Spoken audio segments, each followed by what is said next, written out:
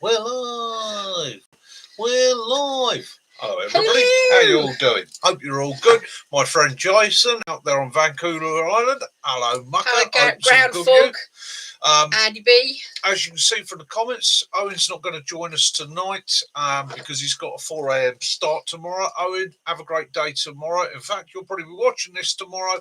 So I hope you had a good day today, mate. I'd also like to say hiya to Andy B. How you doing, bro? And also a quick and special mention out to my mate Stuart and his missus, the lovely Porsche. Yeah. Oh, yes, sleek like a sports car. Beautiful woman, powerful woman, just like a Porsche, just like the sports But nice car. Pauline. Who are out in enjoying Belgium at the moment. So, yeah, hopefully you're having an absolutely stunning holiday and I'm hoping to see you in a week. Yeah, what have you all been doing? Where have you all been? Nicky hasn't planned anything tonight. He's not really done a lot. It's been horrible weather today. Absolutely horrible. Yeah. It's been raining and carrying on like a Yeah, and Can you stop it? I've just And I had a surprise today as well, which I'll show this several times this evening because I've got no idea who sent it to me. And I would love to know who it was because I'd like to say a personal thank you. Because I have actually looked at these a couple of times and thought, I fancy one of those. You got snails doing it. Oh, I've got a snail. Hello, lunch. No, you've got two of them. They're doing it. Oh, sorry, I'll put them back together. You guys carry on doing the snail thing. Do excuse me. Just brought a package in from the doorstep, and I've got two love-making snails. They're going to get released. Now, I'm afraid Mr. and Mrs. Snail, or well, I can't even joke you snails. You snails, off you go. Don't feel worried. Yes, I've just chucked them out the window. I'm washing their hands. And yes, it is an upstairs window. But there's net. I've got a net down there. So those love-making snails have just dropped 7 or 8 feet onto the world's largest trampoline in the world. Dirty face. So, bit of fun. Well, it was driving me nuts because the said parcel has got his WAG cookies with peanut butter and banana. He's rather keen on these. And can I borrow your knife? You certainly can borrow my new knife. Because my hands don't want to call this a shop. It is, isn't it? Yeah. It's a rather nice knife, that, isn't it? I've got to find out who sent that to me so I can say thank you. That's a rather nice knife. Definitely the Mile High Clubs, the snails. Yes. And they didn't get any champagne or nothing. Yes, those are the WAG peanut butter and banana cookies. Oh, do you want it? Oh, just counting fingers. Yeah, it does smell like it. It's oven baked cookies with sugar and salt-free peanut butter. Look, it's people's. Not really tasting the peanut butter. It's a bit low. Oh. You can't really see it. Love. Oh, there's plenty of calories in there. Plenty of energy. Palm oil free. Yeah. Enriched with vitamins and minerals. Probably not the best survival food for human beings, but better than that. So hello to your peoples. What do you want? You want another one, Willow? Right. You show the peoples. Hi, Andy, outside. Oh, yeah. Oh, bright-eyed. No, we watched it. Because he's got his operation this week. We weren't able to go because he's got to self isolate. I've got to self-isolate prior to my operation later this week, where their surgeons will. Hi, Stuart. We just said hello. Hiya, Stuart. Hiya, lovely Paula. How you doing? I hope you're having a stunning time. I hope you're getting better weather than we are because I've got to admit, it's lashing down out there. It's lashing down there. Would you like me to open your bottle of delight? Oh, yes, please. Koppenberg mango. Oh, thank you very much. Icy cold Koppenberg mango for Caroline. What a husband I am, eh? There you go, my love. Thank you. And what's pilchard face? Oy.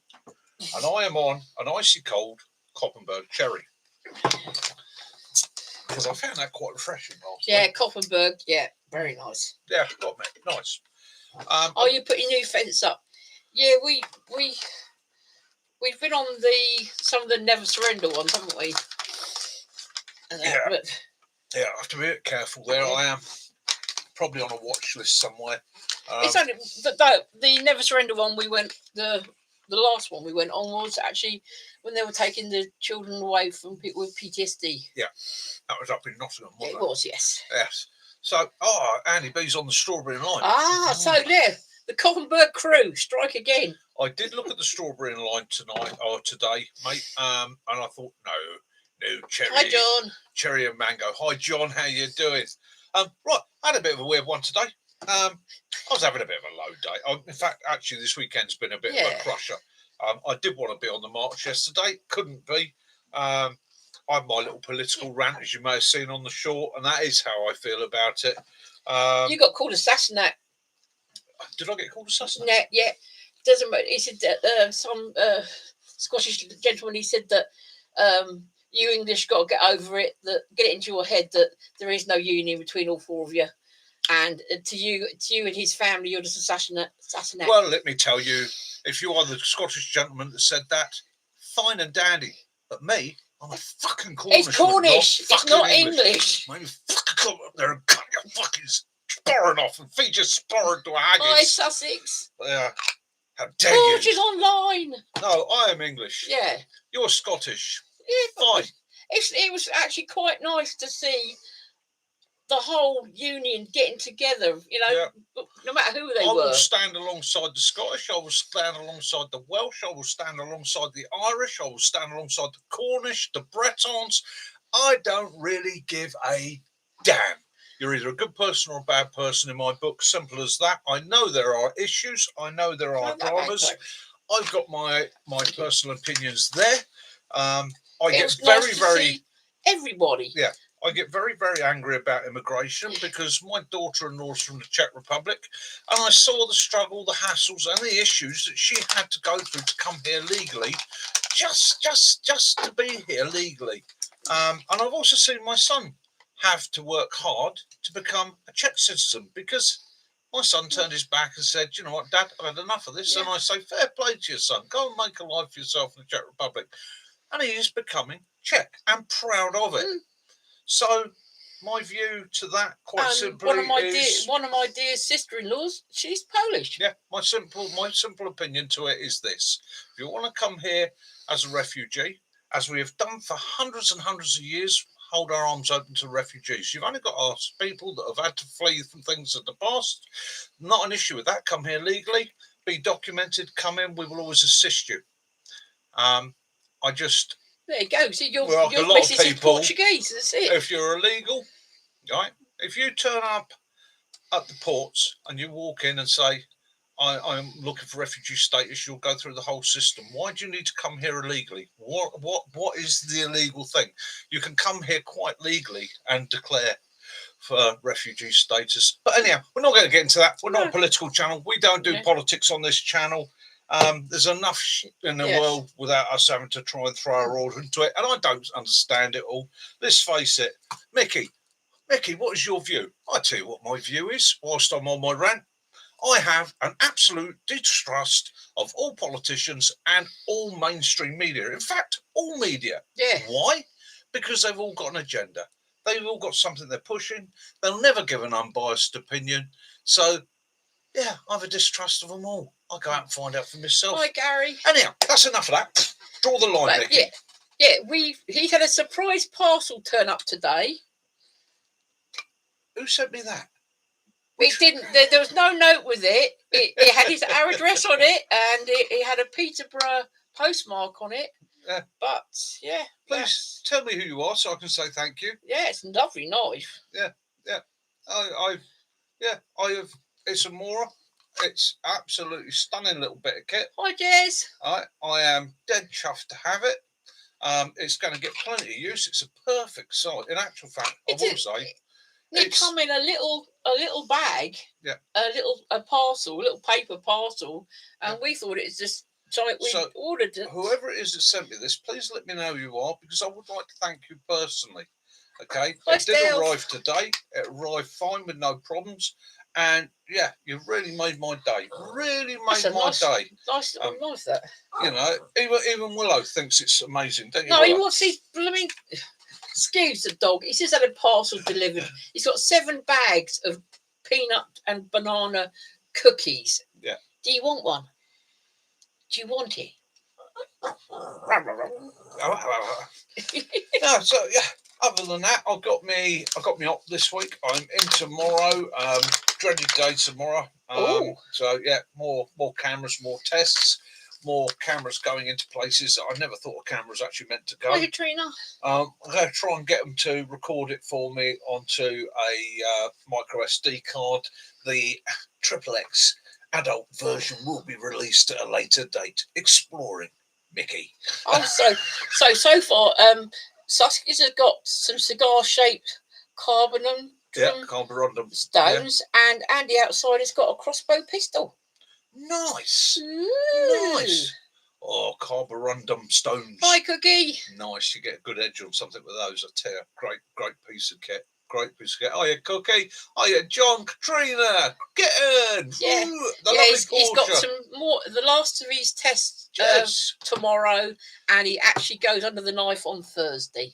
Yeah. And yeah.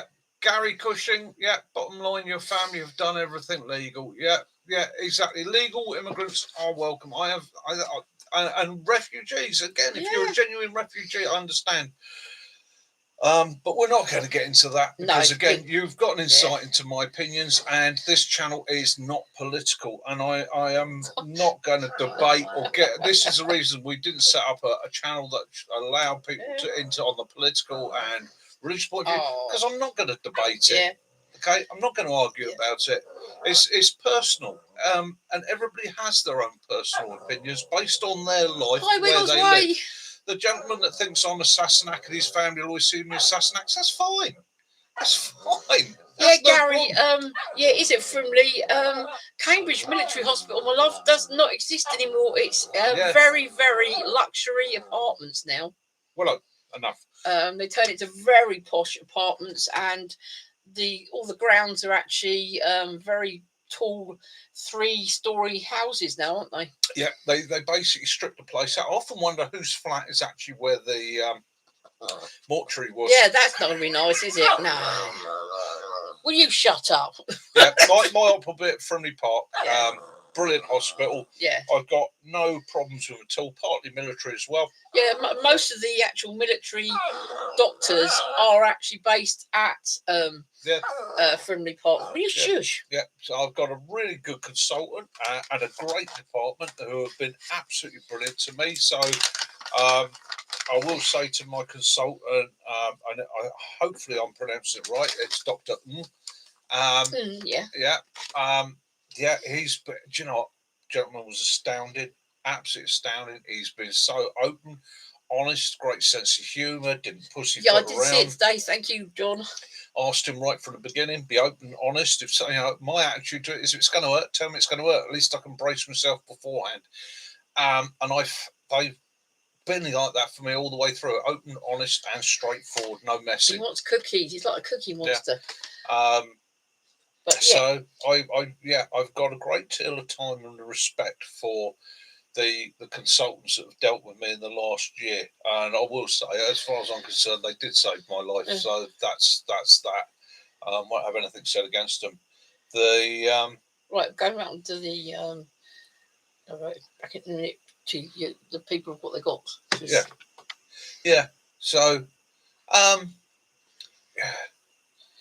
right. So Jason has got Alan. Jason's got a 125 roll of KT tape for his knees. Poor thing. Nice. Andy B's got a new Whitby knife. Nice. Andy outside's got Anglo Arms OP 360. Yeah. Well, you don't need a license. Good man. Cheers, Katrina. Cookie says he picks up many buses from Frimley Park. Excellent. Excellent. But yeah, I did get your message. Thank you, John. Yeah, Paula, Willow definitely doesn't have a chill.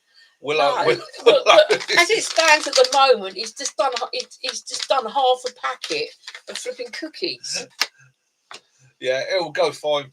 It will go absolutely fine, Porsche. Yeah, yeah. Like I say, cool Porsche because she's like a sleek sports So car. Wiggles Way, what is your poison tonight? We've got Andy B is on the Cockenberg. I'm on the Cockenberg Mango, and you've got the Cockenberg Cherry. Cherry. I'm on the cherry. Hi Janet, hope Hi, you're Janet. doing well. Hope you're having a great day. Hope everything's going awesome for you. Hope you're enjoying yourself, having a good bit of fun. Oh yeah, we never feed Will. No, he's never fed. Never fed. The fact that he woke up with one of those heads on today, hasn't he? He's had sweet peppers. He's had sweet corn. He's had cooked chicken. He's just been an arse. Yeah, basically he's been a little knob. He's had one of them moods on today. If he's not curled up in my lap, Bill. He got up on my lap earlier on today. Over at Northern Monk Brewery, very nice. I was having a bit of a fuss and all the rest of it. And I looked down and realised that both legs are splayed like that. He's on his back and I'm tickling his googlies. Just filthy little dog. So yeah, he's been a bit like that today. He's like got the world as his oyster. Nice coffee, that. And he's owning it. Northern Monk Brewery stout. Oh, I like a good stout. Yeah. There's nothing wrong. A good stout. Remember, stout isn't beer; it's medicine. It's purely medicinal. Yeah. So again, I will say, somebody up there, I think in the Peterborough area, sent me that. Whoever you are, yeah, confess. Let me know so I can thank you personally because I am very appreciative. That's a stunning little knife. You know, you see a lot of these advertised. I mean, this is the Mora knife. I forget what the model's called. It's a stainless version. But that there, and we're often talking about big knives and little knives. If you want a small, efficient knife to carry that's multitask, that is a great little knife. It's not the most, it's the thickest blade, but the edge is perfect there to take a ferro rod. Okay. The actual blade itself is beautifully angled for carving and doing lots of little tasks. You could open oysters with that without a problem. In fact, you could probably shuck oysters and most shellfish. You could prepare game with it, rope work with it, carving work with it.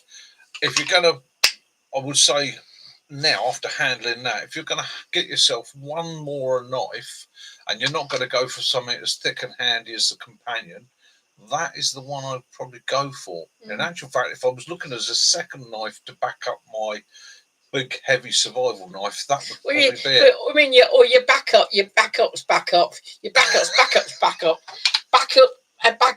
and a backup, yeah. You can never have too many backups, Caroline. No. Yeah, right, Gary. Yeah, I had our two sons there, and we've had several ops there with the old good hospital. Yeah, Andy. Killer. You see, Stuart said that Portia's got the name because she's loud. She said, "You take that back." She said, "You take that back." The wonderful Twigs gave me that name, Portia. Paula got the name. Yeah, she's sleek. She's well designed. She's perfectly balanced. That's right. She's got great engineering capability, and her performance is second to none. Yeah.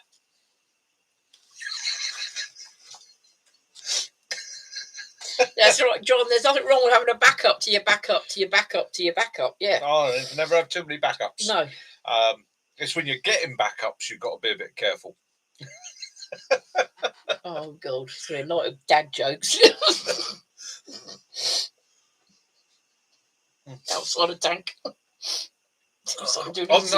I'm not catching outside the tank. He's the master of dad jokes. Yeah.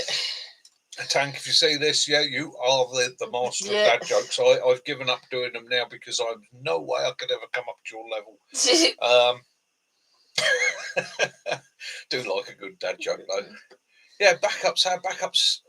Yeah, you should back up everything you can. In fact, I got a backup this week, didn't I? Mm-hmm. I did get a backup this week. Thanks to my eagle-eyed wife here. Mm-hmm. So, my good old Facebook Marketplace. Do excuse me, hay fever is giving me hell at the moment. So let's get the other one down. So I have an all powers 350 watt power bank, pure sine wave With power the bank, USB. And which I've had this for 2 years now, and it's been an absolutely brilliant bit of kit. It is we use it for superb. everything. haven't we? Use it for everything. Well, it's quite heavy. Okay, that's its one downside. It is small enough to throw in the vehicle, take out to a camp. It's not something you want to be lugging any distance. So I did say to Kaz a while back, it's a brilliant backup for the house. But we'd like another one. An event backup, but I would like another one, a smaller, lighter one. I would, and I'd said to her ages ago, oh, if I can afford it, one day I'd like to get myself one of the Jackeries. Well, Look what I found. got one. Right, so that's a 200 watt made by Jackery. Comes in at about 1 kilo in weight. So it is, really, I mean, don't get me wrong, there's weight to it, but it's small and packable enough to carry with you. So if I was going up onto the moors and that for a weekend's filming and that, it does give me a power supply I can take to recharge batteries for GoPros and things. I only used a few times and 150 quid. 150 quid now. And the weird thing is, I got in that, and so far now I've seen 2 more. Yeah. But the other one was, the second one I saw was very used. Backup. So that gives me 550 watt hours of power in the event of a power cut as well. So it does give us quite a substantial backup. Bearing in mind, I would only ever really use it to run things like LED lights, low power ones, and recharging things like phones and keeping a radio running. I'm not using it to run computers or the entire house on. Yeah. It's just those essential bits. Jason said he's just used the exact Jackery and it kept us all charged up for 7 days. Yeah, brilliant bit of kit. Brilliant bit of kit. Gary's got a question. He said, newbie question, excuse my ignorance. Can you carry a knife of a certain length? Yeah, never. Don't worry about asking questions like that. Gary. Yeah, right. So 3.5 inches, isn't it? Yeah, it's basically the easiest rule to remember, Gary. It's sad about Ricky in the Hatton, UK, right? This is where it does get confusing and it does get difficult. Let me say to this, there are places in the UK where you're absolutely banned from having any form of bladed item whatsoever. Some city centres, hospitals, courtrooms, schools, okay? They are all on the absolute banned list. You're not allowed any form of bladed item whatsoever in any of those. However, what UK law says is you can carry a sub 3 inch non-locking blade, i.e. a penknife, something like, and I would recommend to you something like one of the Swiss Army knives, penknives, one of those, pretty much anywhere with you, and you don't have to justify it. There is no justification to it. If a police officer says, let me search your pockets, he finds that penknife, says, why do you have it? You say, I don't have to justify it. It's legal for me to have, okay? It's not illegal. You don't have to justify it. That's important. Well, the law also says that you can also carry a fixed blade or a locking blade, but only in places where you can justify having it. Yeah, he's got that one, Sussex. Justification. So, if you're going fishing, you're going camping, you're doing something like that, where you could justify having something like that, you're not going to have an issue or drama with it. If you leave the campsite in the woods, you walk into Tesco's, you're going to want to leave that in the car. Okay. Well, you sure legal carry one. Is that up and all? Yes, that's Swiss Army knife for my legal one. I'll come downstairs and get it. Yeah. Excuse me.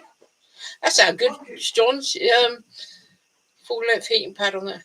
I've seen one of the Jackeries. I saw an advert. Someone had it, and they were actually running a hedge trimmer and a leaf blower. I think a lawnmower. You just plugging that into it, and it was working fine. Also, Stuart's in loads of places selling those Opinel ones. Yeah, Opinels are brilliant, nice. So, what does an old school survivalist prepper choose to carry? Well, on my person most of the time, because bear in mind I've had to do a fair bit of travelling in built up areas just lately. I carry that, which is the Swiss Army Fieldman. So basically I've got one blade there, doesn't lock. I thought you had one legal one. That is legal. No, the other one you had. You actually bought one that was legally. Oh no, I don't have that one at the moment. All right. I have that one there, and various tools on it. Now, there are UK legal knives. There are UK legal knives, and in fact, there are world legal knives made by Boca. Is one of the companies that make them. You can find them in the shops, and they all fit within the various legal parameters. It's just that for me, a little multi-tool like that comes in handy. Andy B was questioned by a Tesco security guard for having a Leatherman on his you will be. pouch. You will be. Andy, this is one of the reasons for me. I've taken my Leatherman and my pouch, and it actually lives in my tool bag there. My tool bag goes all over the place with me. For years, I carried a Leatherman in a pouch. Now, a rather large motorcycle club came to Britain. It's what highlighted it for me, because I'd always had the attitude that the police won't do bother. Every copper I've ever come across that has said to me, and has stopped me, and security, has said, "Excuse me, mate, what's that on your belt?" Okay, Sussex, we were supposed to be there today doing voluntary work with our 4x4 response. I usually say to them, it's a Leatherman multi-tool, mate. I carry it, it's got pliers and that on it. As you can see, I ride a motorcycle. And then one of the large motorcycle clubs came to visit us well, not me personally, came to do one of their world runs in Britain, and their guys were getting stopped left, right and centre by the police, and the police were arresting them and confiscating the knives, because the unfortunate thing with a Leatherman is the blades lock. Now, you can disengage the locks, which is what I used to do, which meant that knife there had no lock on it. You had to just be a bit sensible and careful with it. Brilliant. That goes in my bag. That goes in my little carry bag there with all my other little bits of tools and that. Now, that complies with legality in the UK because it's not readily to hand. It's in a tool bag with tools and that I carry with me in case I need to do minor repairs, officer, fix things and maintain things. It's in my kit. If the world went to shit, yes, it would come off and go straight on my belt.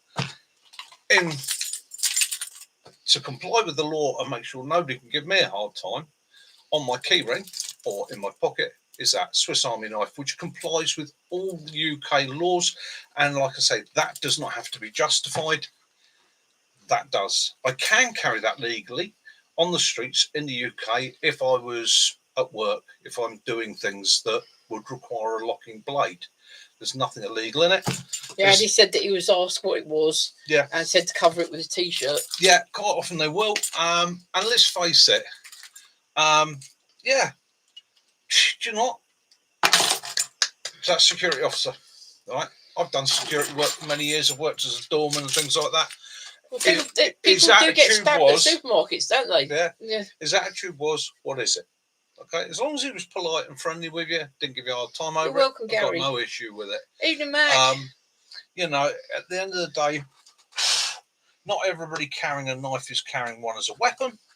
And in fact, not everybody that is not carrying a knife isn't looking for trouble. Jess would like to know, how long could you run a fridge off the Jackery? I think she means all the camping fridges. One of the small camping fridges, I have no idea. I'd have to do some research and look that up for you. Mac's online. Hiya, Matt. How you doing, mate? How you doing, brother? Mackie's got a Jackery. So I'd have to look it up for you. But basically, when you're looking at fridges, one of the things, it depends on the fridge. It depends on what the draw is from the fridge over a period of time. Fridges and freezers that I've used in the past for camping have usually been gas powered. So they basically run on a gas ignition system. We have got one in our room that's got a 12 volt plug-in. That's a 12 volt plug-in. You could probably run that for a few days on that. So.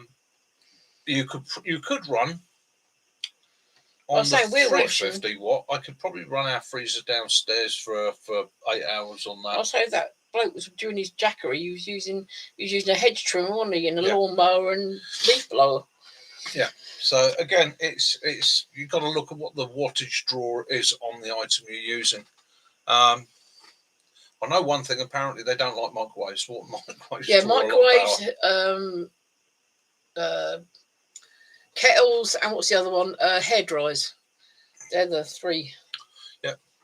So it's yeah, got to look at the wattage it draws and that. But let's face it, for what I'm looking at it for, which is primarily a household backup in case of emergencies. So one of those is going to run an LED light or an LED lighting system for a long period of time. It's going to charge mobile phones. It's going to charge batteries for my GoPro, and in so doing can charge batteries for my radio. So it can keep my comms up, it can keep me informed, it can keep us lit up for a long period of time. It also means if we're going, because when we had the van, we had a 12-volt plug. Yeah. So we were able to, we went up to Scotland for Christmas. We were able to have our plug-in fridge to take stuff up to Cornwall, to Scotland. But it'd be handy because if we go away next year to better run one to carry stuff up.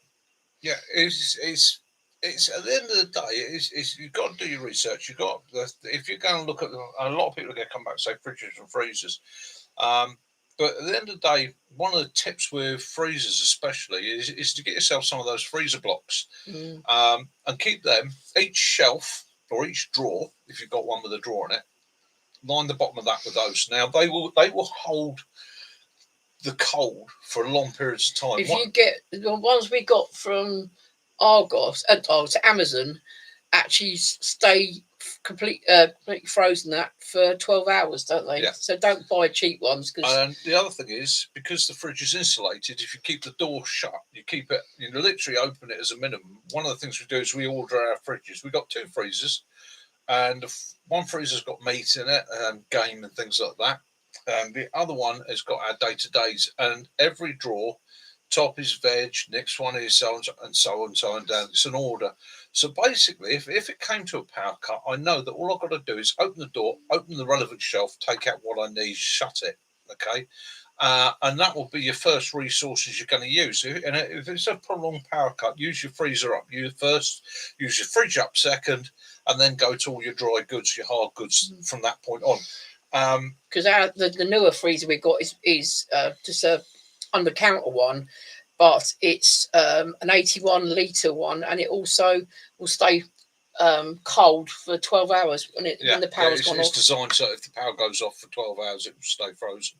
So again, it's you've got to think how you're going to store things, how you're going to lay them out, what you can do to improve your situation. And like I say, those freezer blocks are a great tool. They don't take, you get the thin ones, they don't take up a huge amount of space, and it helps to hold that temperature down. In a genuine survival situation, I'd look at emptying my freezers probably within the first 4 days. And if it came to it, towards the end of it, it would be the biggest stew you'd ever seen. And that stew would just be kept simmering for as long as I need it to. All the beef and that will go into it, and I'll just keep it simmering, because I can just top that up on a daily basis. All the time that stew stays on a simmer, it's going to stay sterile. It's going to just keep breaking down. It's going to be full of goodness. It's going to keep us going. So you could then eke that out. And bear in mind that there are societies in the world that have stew pots that have never been cleaned and never been emptied. They've had stew pots where they've taken samples from the bottom that are hundreds of years old. Things just kept running 24/7 non-stop. We found out something interesting yesterday about your dried goods. White rice actually keeps 3 times longer than brown rice does. Yeah. Brown rice will last, is it 3 years? 3 years, yeah. Whereas white rice can last up to 8 years. Yeah. Between 8 and 10 years, I reckon. And it's because the brown rice has some of the oils still in it, and those oils start to break down. And they start going, got the mould and stuff on growing on them. Talking about food preparation. Hi, out with Max. it's coming on towards winter. People start to think about their food preps. Mhm. At the moment in Poundland. Okay, so 4 packs of noodles, £1. Okay, stock up on those. Always Yeah. gives you a hot meal. But again, just remember your peanut butter. If you're not allergic to peanuts, peanut butter, so many calories in that, so easily digested. It's full of omega oils, amino acids, proteins. It's absolutely. Hi Lee Michelle. Hi DB Cooper. This actually, Addy B, there's a site called Best Before. If you look online, this peanut butter is best to the end of end of 2025. These at the moment they're doing these Sunpack peanut butter for £1. So these you're talking about at least not 10 years on that. Yeah, and that's shelf stable. And peanut butter, as Kaz just said, will store for up to 10 years. So although the best before date may be 2025, I could put that away, store it somewhere cool, out of the light and that, and go to that in 10 years' time and still get energy, calories, protein, and so forth out of it. Now, for some people, that always sounds a bit scary because in the last 20, 30 years, everything in society has been designed for buy now, use now, throw it away. That was why best before dates were invented, so supermarkets could keep selling you stuff all the time. All you've got to do is use your practical common sense. If once you've opened it, okay, it's looking blue and furry on the top, it's done for, isn't it? Okay, it's Sunpack's been going since 1946. Yeah. So again, Hi D. Don't be frightened of best before dates. It's the same thing with noodles, things like that. Okay, so best before date on those noodles there from the pound shop is April 26. Okay, but I could probably put those away for 5 to 10 years as long as I stored them correctly. They'll probably be fine. So they're saying you can have like even you don't really like them, you don't have to add nothing to peanut butter to better eat it. Yep. And a spoonful a day will give you, is it 8%, 8 or 10%? No, 8 or 10 grams of protein a day. Yeah, and noodles fine, maybe bin the flavour. Yeah, I mean, let's face it, the flavours with these cheap noodles. Okay, so what is it? It's a bit of curry powder. That's all it is. You put garlic granules and all sorts in there, can't you? I throw a clove of garlic in it, a handful of garden peas, some chopped sweet corn, some chopped mushrooms into it. I throw the whole lot in. I don't eat them on their own. I always add stuff to them. But as a calorie counter, as a supply of carbs for the body, they're brilliant. And bear in mind, you can eat them dry as they are. But you just got to bear in mind that they are going to soak up fluids when they hit your gut. If you're cold, and it doesn't take long to do them, does it? Yeah.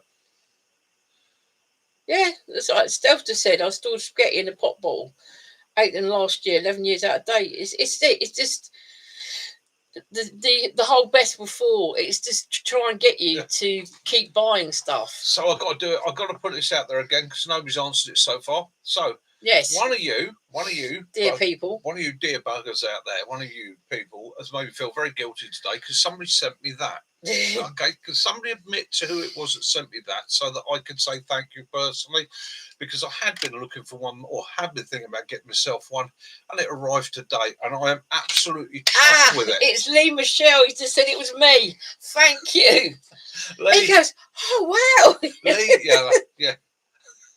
You're a diamond, mate. You are a diamond. Jason says we know nothing. Yeah, absolutely brilliant bit of kit. Absolutely brilliant. Absolutely fantastic. Chuffed to stink with that. Yeah. You sent that at just the right time. I was having a bad weekend. It was a bit of a low ebb. I got more examinations tomorrow. I got my operation this week. That came couldn't see our granddaughter because you've got to self-isolate. Yeah, I'm having to self-isolate. They've told me to keep away from people, don't catch bugs and all the rest of it. My son's got flu and it's my granddaughter's birthday. I really, really wanted to see my granddaughter. I'm not Spartacus, no. But I've had to, so I've had to stay clear, which is, it was a bit of a down on Saturday, wasn't it? Yeah. But it did upset me a little bit. We got to speak to her on video call though. Yeah. Andy, you're not Spartacus. I am Spartacus. You're not your Batman. I am Batman. I can't do it. No, I can't do it. Can't do it, don't I? Come on. I am Batman. Yes, something along that lines, anyhow. Well, come on. Come on. Will. Yeah, All I am. right, dickhead. I am Spartacus. No, I'm Spartacus. He's Spartacus over there. Come here, you little monkey. He's no. You gotta say hello He's to people. Spartacus. Yeah. He's been all flipping. Oh, Yeah, he's got his red bandana on today. He's been very yeah. Yeah. Out for the bloods today. Yeah. There you go. There you go. There you go. You're looking for these. Yeah. He's got two on He's the front got there. he's got his willow crack, haven't you? Yeah. Peanut butter and banana. Is that your fentanyl in there, is it? I'm not DB Cooper, just in case the FBI look watching for me.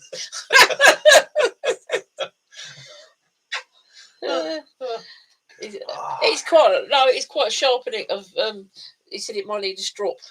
Oh yeah. Not much of a strop, that is pretty sharp. Yeah. But yes, that's a great little knife, that is. It's a beautiful design. Absolutely gorgeous, and it fits the hand nicely. It fits how the thumb drops over it nice if you've got to use a bit of pressure, which something I always look at in a knife, especially small knives. I like something that feels right in the hand and that I can get that little bit of leverage on if I need to press, or if I was doing game preparation, I can shrink down on the blade, use my finger as a stop there for gralloching. So as I'm doing the gut incision and that, I'm not going to go too deep. It's got a good enough grip for a push cut that way, or if you needed to do use it as a draw cut that way. No, it's not. It's a Mora. It's more. Yeah, scissor Mora. Mora. AKN. No, I'm not sure which model it is. 2. But it's 18.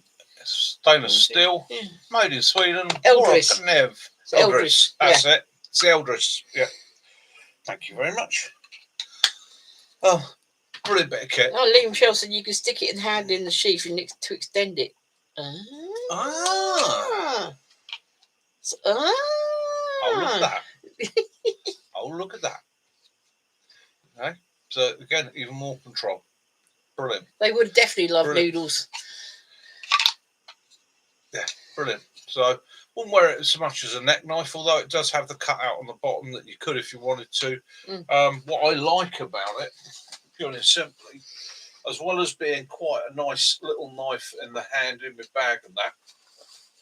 Better than their bully beef. As a pocket carry, absolutely superb. It's not a knife that needs to be fitted to something. You could just drop that way discreetly. Doesn't show. Doesn't stand out like a sore thumb. It's funny, during the Second World War, they'd eat like corned beef, but now corned beef is really, really expensive, and like the chopped ham and spam and that is really Yeah. Some things are getting expensive. It's funny how things swap around. Same with cuts of meat. Cuts of meat that 20, 30 years ago were the cheap cuts that try getting mutton now. God, it's expensive. The restaurants wouldn't touch. Now all of a sudden it just takes one slightly people like squirrels. Slightly showy person as a chef personality to discover that the neck his mum was feeding him 20 years ago, if he puts a mushroom on it and a dollop of wasabi alongside it and cooks it for 18 hours and just serves it off of a teaspoon whilst dribbled and a bit of honey badger urine, it's a delicacy, and you can charge 75 quid a ton for it. Yeah, but you remember at one point that there was no squirrels to nibble on. They're all going to London, weren't they, for the restaurants? Weren't they? Laveau, how you doing, brother? Hope you're all good. Hope Wells is treating you well. Max has said that he had the bigger black version of that. He wanted the green one, but they couldn't get it. Be careful how you say that, my friend.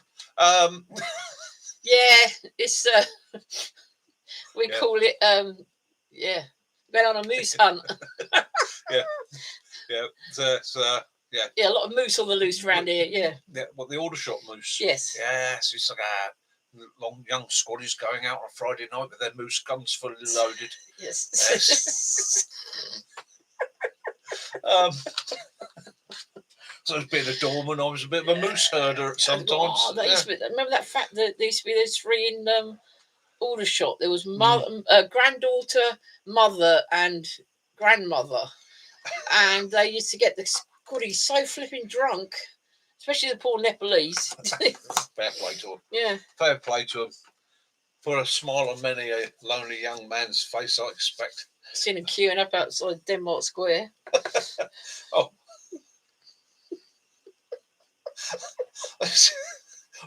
We might get into trouble for that. Yes. Yes. Denmark Square, I must admit, It doesn't belong there. It's a lovely place now. It's all changed. It doesn't belong. There's no such place now. No, No, that's all right. no. It was a legend in its own lifetime. For those of you that may have been posted to Aldershot at a certain period of time, may bring back some memories for you of that. In any military town, anywhere in the world, there are. I know nothing against them. They're always a superb, wonderful bunch of ladies that are there to service, help keep young men on the straight and narrow. Skunk trunk. Bless them all. There used to be that one up in town that used to frequent outside the gentlemen's toilets at the multi-story. Bob's 7. I am Brian, so is my wife. Hi, Bob. Oh yes. Deke was a skunk trunk. No, I will say that it's one of the oldest. 10 pence Tina's, Lee said when he was training. Yeah. 10 pence Tina's. Oh dear. Right, let's be a bit more respectful, gentlemen. And let's it's. I have in my career I have known many of these ladies as a doorman that would work there, and I tell you what, I full respect to all of them, because how somebody chooses to make their way in life is their decision.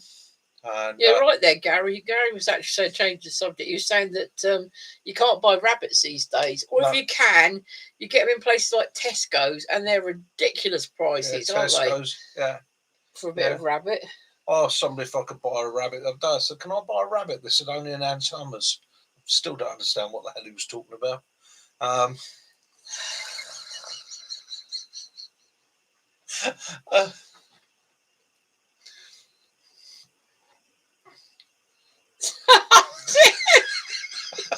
Jason!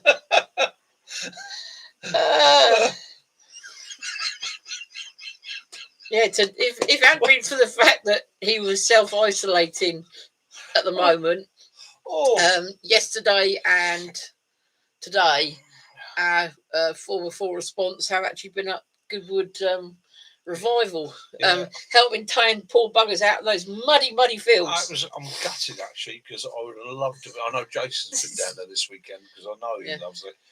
Goodwood Revival, see all the classic cars, bikes, and that being put through their paces. I'd have thoroughly enjoyed that. I know you would have done seen much, because from what I've seen from the photographs they sent, they spend most of the time in the car park pulling people out. Pulling people, yeah. Yeah. Oh well. Max says, what do you think about the tent heater you put on the stoves? Any good? Oh, those tent heaters you put on the stoves ain't too bad. Okay. If it's the gas one, that's pretty powerful. I was quite impressed with that. The problem is it gives off. You get the carbon monoxide, so you're going to get a bit of condensation off of it. But if it was a case of being cold or damp, I'd always rather be a bit damp. So do we. Yeah. It's anything that keeps that temperature up. To be honest with you, this is one of the quandaries, isn't it, in the survival world. So I often get people say to me, the survival tents and that, the Mylar back ones, they'll keep you warm, but you get wet as well. If you're going to take that step where it's that cold, you know you're going to die of hypothermia, or you're going to be damp, you've got to take the damp. But then you've got to bear in mind how that damp's going to interact. So one of the things I see people doing quite regularly with the Mylar blankets is they put the Mylar blankets on over all the clothing. And I would say to you, no, don't do that. Take the clothing off. Take the clothing off. Keep a simple, thin layer, breathable layer like this on. Put the mylar blanket on, and put the clothing on over it. Right. So basically, what you're going to do is that mylar, although it will keep the heat reflected to the body, it's not insulated itself. So if cold air hits it, it sucks away all its goodness. If you then put a jacket or something over it that's going to give a bit of a buffer, it will work superbly. But like I say, again, with the tense heater situation, you're going to create a bit of condensation. You're going to get a bit of damp. You're going to get a bit of moisture. So you've then, you've got to find that balance. It's going to be soggy and uncomfortable, but if it keeps you warmer, it keeps you alive, and that's the priority. I was just reading that, and I didn't look at the name. I went, "We've had a V8 P6 Rover SDI Zodiac Mark 4 Vauxhall VX," and I was like, "So well." DB was saying that he likes old cars and bikes. Yeah, and numerous Land Rovers. Yeah, motorbikes. We've got photographs in our little back garden. We've got 7 motorbikes out there. Yeah. Land Rovers would go back to 1964. So Volkswagen Beetle went back to 1965. No, 68. It was 68. TPL 120F. The Zodiac was EEL 866C. It's not a photographic memory. Yeah. But yeah, like if you're already cars. cold, mylar will trap the cold. Yeah, you've got to warm yourself up. Yeah. So again, you've got to find that balance. You've got to think like a fridge. If a fridge is cold, it stays cold. If you warm the inside of a fridge up, it will stay warm for days. It's the insulating layer that's actually more important. That reflective layer really helps reflect the body heat. So if one of my favourite things there, it's like water bottles. Last thing before I get into my sleeping bag at night, or in actual fact, if you want to perfect this, about 20 minutes before you get into your sleeping bag at night, you have your nice warm drink, don't you? You sit there and you go, do you know, I'll have my hot chocolate, or I'll have my cup of tea, or whatever you fancy. But you normally have a warm drink, so you make that last warm drink. Now, whatever container you've got, whether it's a water bottle, whether it's a 2-litre bottle, whatever you've got, fill it with the hot water that's left in the kettle, screw the cap on, chuck it into your sleeping bag. Right? Just throw it down the foot end of your sleeping bag. The most amazing thing is you then get into a warm sleeping bag. If you go to bed warm, you stay warm. If you go to bed cold, you stay cold. Sleeping bags like mylar blankets, all they are is a buffer on the outside. If you put a freezer block in it, it'll help to keep that freezer block frozen, so you stay cold. So that putting that hot water in there just beforehand, wonderful experience. You can get in, if it's, try not to make it that hot that you burn yourself on it, obviously, and make sure it is sealed, it's not going to leak. But that warming your sleeping bag up, that is my top tip. That is my winter survival camping comfort top tip. Go to bed warm, you'll stay warm. If you go to bed cold, you'll stay cold. Simple as that. Teach yourself to reduce your body temperature at night as well. I like those Russian cube shelters they got. You got the little door. I don't know. Kaz, I tell you, I'm a cold sleeper, so I like to be cool when I sleep. I like the air temperature, or I like my body temperature to be ambient, to be neutral. I don't like being hot. As soon as my temperature goes up, I wake up, I get uncomfortable, I start thrashing about. Kaz, on the other hand, she's quite a warm-blooded soul. She likes to snug into the quilt. Okay, sometimes, yeah. But I tend to sort of all year round sleep pretty much. At the moment, he sits on top of the quilt with his Wooby. Yeah, my Wooby. Wooby is my go-to. I've actually found, cheers, John, the Wooby is the absolute perfect balance for Mickey. It's not too heavy, it's not too light. The winter and the spring. In the summer, it's just a light sheet, but that Wooby thrown on top of the bed is my perfect cover. It's nice, it's light, I don't feel any pressure from it, and I don't overheat in it. So yeah, it's just finding that balance for yourself. But you can teach yourself. I'm not saying you have to go to bed every night and make yourself bitterly cold, but just you can't with that bloody dog. Start reducing the number of blankets and quilts you've got on. A good friend of mine years ago, when I first started out, I remember saying to him one night, "God, it's bloody freezing." He said, "You don't know about it when you're asleep, do you?" And he was right. And you teach yourself to definitely Wooby for the win. Yeah, you can teach yourself to accept quite a bit. So the ideal temperature for the human body is anything that keeps your core temperature balanced, anything that keeps you at that 38 degrees. Yeah, if you can stay off, so there's a band, isn't it? It's 36 to 38, depending on who you are, your build, and that. But if you can stay in that, you stay in that neutral zone where you don't feel hot, you don't feel cold, and you'll get a good What night's if I'm rest. cold sleeping and it's cold? What I normally do is chuck all the blankets off and let myself get really cold, and then tuck myself back in and I'll fall asleep then. Yeah. But yeah, obviously I have to share the wooby with his lordship. Yeah, that's the thing, John. Isn't it? It's finding a balance. We concentrate so much on heat, on making yourself hot, and in actual fact, that can be counterproductive. You've got to find that balance. You need to find that point where you're comfortable and stick at that. One last thing you want to do in really cold conditions is start to sweat. Like you're just saying, you've got that moisture situation. Well, that means you're going to get up in the morning, you're going to get out your shelter, you're going to be damp, you're going to be clammy, you're into the cold air. That's going to shock your system, bring your temperature down. One of the things I like to do is take my day clothes off, hang them up, and have a separate sleep system for the night. In the military, what I had was an old Tankies boiler suit.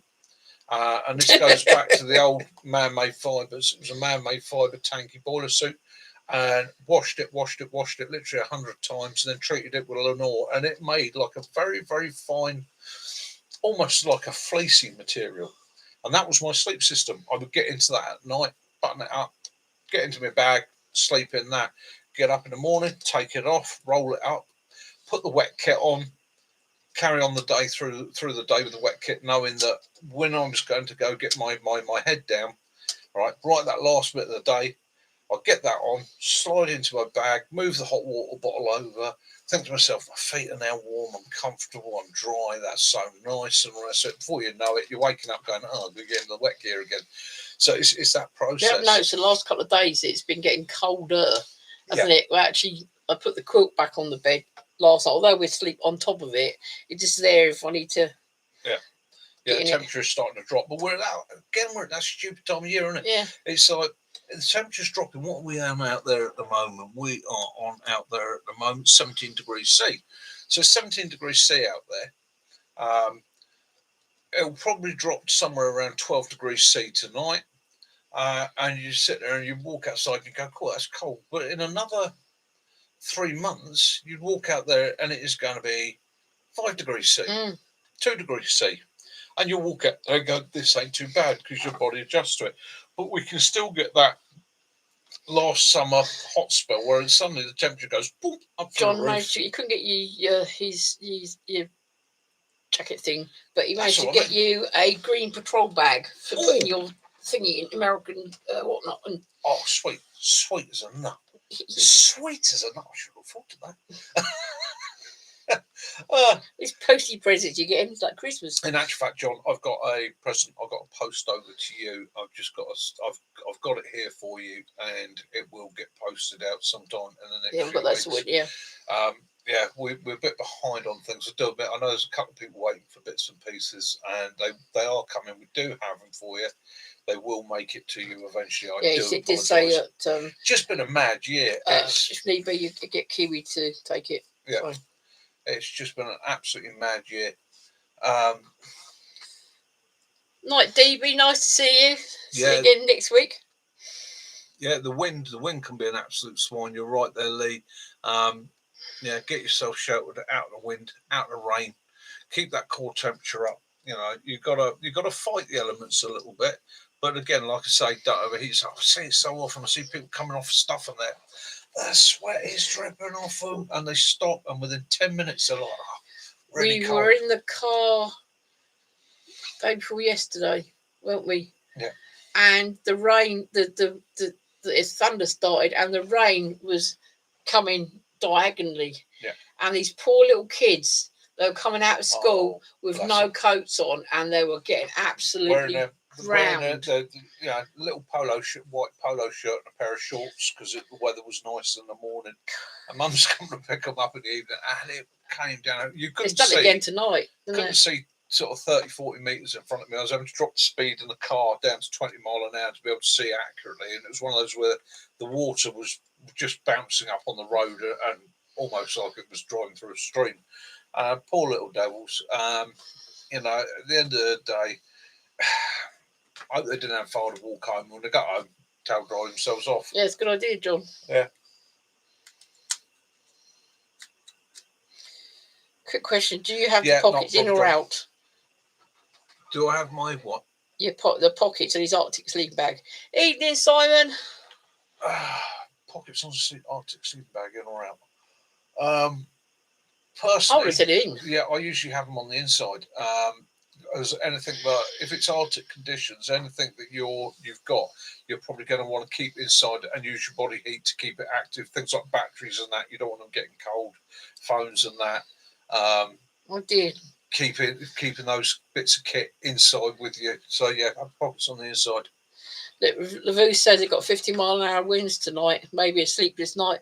That's the thing, is those winds that they've been getting so naughty. We've been watching all around the country, haven't we? Yeah.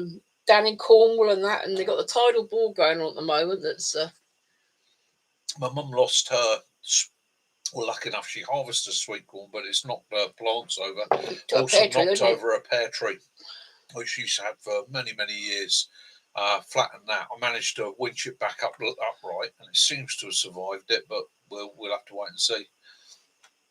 Yeah, Lavu, I hope you're well struck down, mate. I hope they got everything. Well, I know you've in the South Atlantic. Yeah, it's a bit cold. It's we've had driving rain again this afternoon, didn't we? You're one of those guys that's pretty switched on to it. I'm pretty sure you got your setup well set.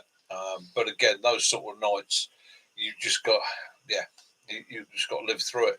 But then again, that is also that asteroid. Yeah, could be. Yeah. Then again, that is one of the joys of living alongside nature, isn't it? It's not the actual night. It's not the 3 o'clock in the morning with the canvases going like a mad thing, and you're thinking, "Don't let the tree fall over, don't let a peg rip out," things like that. But in the morning, when you wake up and it's that stillness and it's passed through and you've made it, it's that exhilaration of You had that with Mac, didn't you? When you did, you went out on the moors. You had every sort of weather condition, didn't you? Yeah. Mac is now going to mention that somewhere in North Cornwall, North Devon's possibly a tent. We watched a fail thing the other day, and there was a tent flying around, and you mentioned it. I didn't even think of it. Yeah. Jason said it's that asteroid that's destructing the Arctic core. What, the one that's got an engine? Oh. Yeah. That's made of non Earth material. Yeah. Mac laughing. that was one of those days, wasn't it, Mac? There's a lesson to you. I've never liked those tents ever since. Bloody things, it inflated like a balloon and was gone. He's never lived it down, Mac, is he? No. I was surprised at the altitude it gained and how quickly it gained it. It went up quicker than a helium balloon. I literally stood there watching my tent gaining about 300 feet and about 80 miles an hour, and just looked down at Mac, and all I could see from Mac was his body moving like this as he's pissing himself laughing. Well, not far from here, we've had a gentleman. He was attacked by a leopard. Yeah. They said it was a leopard, and he ended up with all scratch marks on it. Another lady said she saw a wolf. Yeah. Yeah, he strapped his tarpaulin down this morning. He's going to be tucked up in the sleep bag too, right? Yeah. Too right. Yeah. You'll be fine. I hope you'll be fine. You see the bivvy bag go with the A3. Yeah, bivvy bags. Do you know what? In actual fact, they just are. It's like those things you run around with and get the air in, and you knock into a chair. We laugh about it. Do you know what? That is an essential bit of kit, especially as you're getting on into this time of year. The bivvy bag. I've been watching a lot of camping videos of people getting their tents washed out and things like that. And I often just sit there and go, "Why didn't you have a bivvy bag? If you'd have a bivvy bag, if you just had a bivvy bag, had your sleeping bag inside a bivvy bag, you'd have been all right. You'd have been dry. You'd have been sorted. But That's when he knew he. Yeah, oh, I don't want to carry too much kit. I've got to carry super light. I've got this super light tent. Look at it. You can see through it, right? A mosquito could open it with its finger. It could go like that, climb inside it. No, there's no place for that kit in me. I'd rather carry that extra couple of pounds in a bivvy bag, have that in my kit alongside my sleeping bag, alongside my tarp, my tent, I've actually whatever, got and be sorted. I've actually got a proper body bag that we got when we were doing. Yeah. We were given, and that is my scooter cover. Yeah. Yeah. So any of you that knows anybody that works in a mortuary, now this is a top tip for you. Anybody that knows somebody that works in a mortician's or mortuary, have a quiet word with them and say, could you get me on the heavy duties, a heavy duty, large body bag? Okay, they are superb. Okay, obviously designed to be completely you can actually camp in it, windproof. You can get 2 people inside it. They are superb bit of kits. They're usually blue on one side, black on the other, but they are a superb, heavy-duty piece of equipment, well worth grabbing. If you know somebody that works in that industry, have a word with them. My big scooter goes right over the top of it. You won't regret it. You get a free body bag with the new RD250.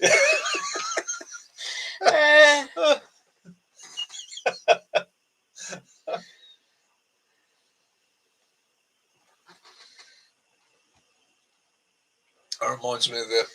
We actually got ours free, didn't we? Yeah, I was delivering them. I was delivering body bags, and I turned around to the guy and said, "Can I swap one of them?" And he went, "What do you want it for?" I went, "It's a body bag." All right. He actually went for a survival bag. Yeah. The guy's, No, it wasn't a used one. We actually had a van full of them. It wouldn't have bothered me if it was. I'd have just cleaned it out. But our Vito van was full of them, wasn't it? Yeah. They were all brand new. During that illness that we don't discuss at all on YouTube for sake of upsetting people, one of the jobs we did as responders was delivered kit and equipment, and we got asked if we could deliver several thousand body bags to a big temporary mortuary that was set up. And in delivering these things, I had my Vito van packed floor to ceiling, one end to the other with them. And I got there and I said to the guy, "What the hell is it?" And he said, "Body bags." I had a look at one. He said, "You want to have a look at one?" Yeah, go on. I had a look at it. I went, "That's a brilliant survival bag. Can I swipe it one?" He was like, "Yeah, no problem. You can have one." Brilliant bit of kit.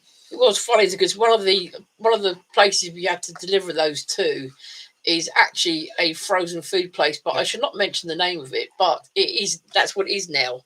It was. Lavu. Yeah. You won the Tarpac Ridgeline system. Yeah, it did. Yeah. The Ridgelines earlier. I hope you like it, mate. I love it. I think it's a brilliant bit of kit. Yeah. Points for corpses. Oh, poor Bill. He said he's just got a new bivvy bag because his old British Army one has more external patches than the bivvy itself. Oh no.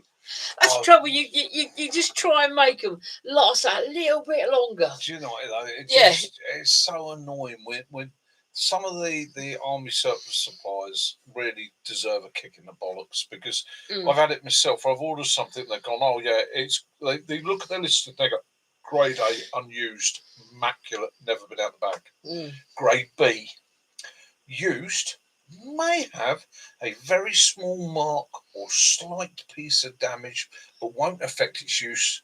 Grade B. Grade C, crap." Right? Yeah, you put your legs out of it and use it like a bloody pair of trousers. You think, "Oh well, I haven't got a huge budget. I'll order the grade B because they're saying it's going to be as good as new."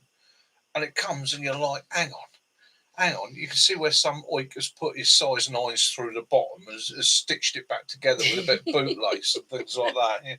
You're like, that's not a grade B. That's rubbish. Yeah. So, and there are a couple of the prepper suppliers a bit like that. Unfortunately, a couple of the big ones, they've sort of lost their heart. I will say that if you're looking for kit like that, there are people like Lee down at the Bug Out. He's switched on, or find your local army surplus shop and do what I do. There's a great one at Hindhead. You have to phone the guy, and he arranges to come down to the shop and opens up. The place looks like a tip, but he really knows his stuff, and he will literally go through it with you and let you get it out, check it, survey it, and all that. Make sure you're happy before you go. Trouble is, he will sell you 10 other items with it. Yeah, a bit like the old girl from Last of the Summer Wine. You get into the place and you can't get out until you bought something. Yeah. Max saying that next week, to celebrate the fact the new website's going live, it's got 3 giveaways. Right, brilliant. The link. What I'll do, I'll sort it out with Mac through the week. I'll get the link, and the link will go up for you guys next week. If Mac's got a link there, if he wants to stick it up on the chat now, for you guys to follow up on. I'll also put out a short on it this week. I'll have a chat to Mac. And we'll put out a short. Yeah.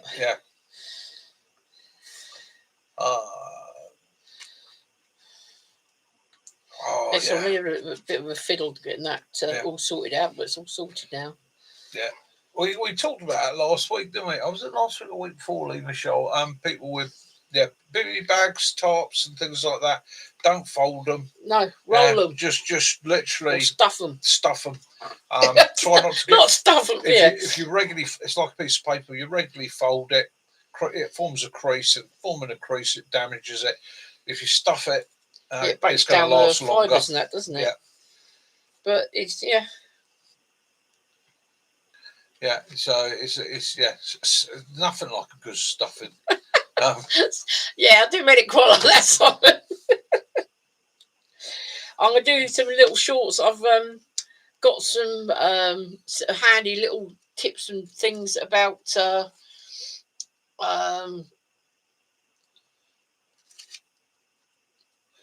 old cures and that for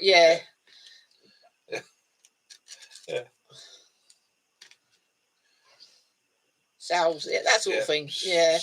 And one that I learned about that I didn't realise about carrot soup. Yeah, it's great for you got upset stomach. All right. We'll try now. Do you fold inflatable sleep pads or stuff them too? I roll them, mate. I roll them. Just roll it up. Most things, it's like I got so used to go packing clothes that all like me dressing that, I roll them. They don't take up so much room, and they don't come out all screwed up. Start off with a bit of a fold, and then I roll it up and stuff it in. Things like trousers get rolled from the bottom up. And that's how I pack it, rolling. It's the same thing with all my gear. Pack my bag, any clothing goes in there, it gets rolled up. You just get hold of one end and go like that, and we flick it out. Goat barn. Oh, the kids aren't too rowdy. Excellent. With goats, they'll always be rowdy. Yeah, they're goats. We love goats. Do you know what? Perfect survival animal. It's absolutely incredible animals. They will put up with almost anything. Have great personalities. Can be trained. I've seen some really highly trained goats, and there's nothing you will ever come across weirder in your life than driving across the deserts of Tunisia and suddenly coming across a tree with about 40 goats stood in it.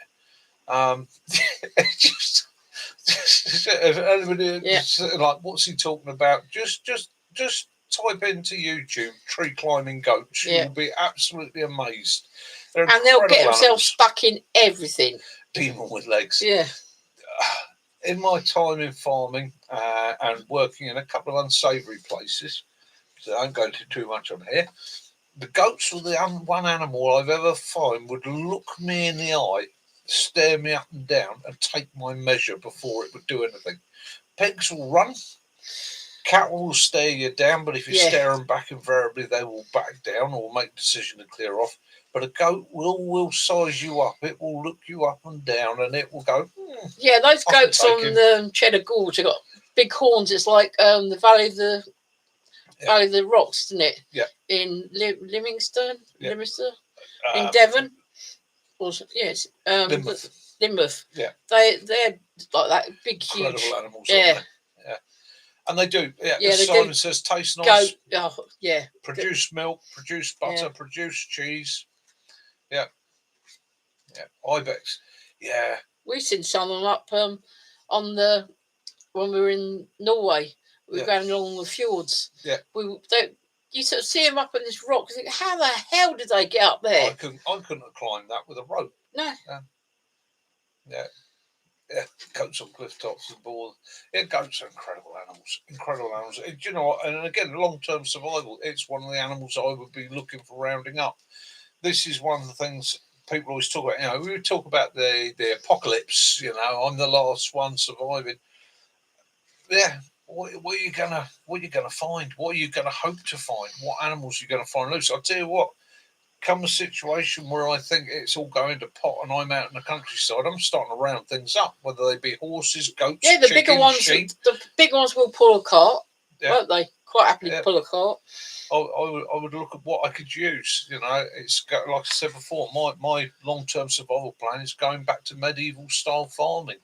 Keep the things you can keep, work the things you can work, and try and keep yourself going. It's not a guarantee. But let's face it, every step towards the following day is a step towards survival, isn't it? And you get some nice meat off them. Really nice meat off them. Oh, they're incredible animals, goats. You can just stick them in an area and they'll just munch through it, and then you can use it. Then it's ready for you to prepare for putting the. Well, that's the thing, isn't it? Hardy. I think it's like cattle at the end of the day. Some breeds of cattle are amazingly hardy. You look at things like the Dexter, the Angus, and that the stuff that they can live on. Yeah, regimental mascots. Yeah. Oh yeah, I love belted Galloways. You know, they'll survive on some of the roughest fodder in the world and do quite well on it. Nice cuddle too. I don't know. It's little feet. Yeah.